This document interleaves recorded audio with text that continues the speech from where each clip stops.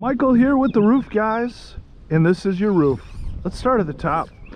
Ridge venting here, the hottest of the air just naturally rises out of that.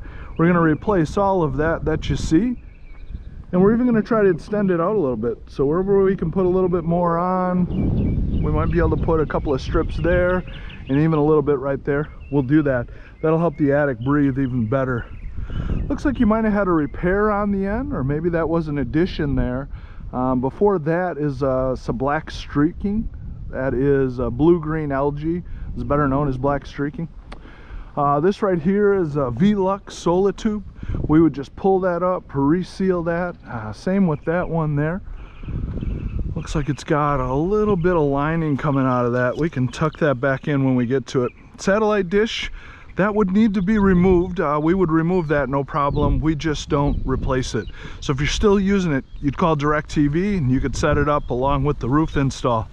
Gas stacks right here, we can leave gray or paint them brown or black. This is your gooseneck here. You can see it's faded out. We're going to replace that. This one's for your dryer.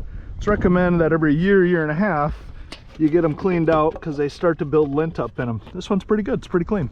This is a solar tube, a 10-inch. We would reseal that, and then we can also continue the lifetime of the roof shingles against leaks for that one and that one. That's a really big benefit with going with us. This here is more than likely for your range. We would replace that also. You can see this slope here is a little bit different than the rest of your roof.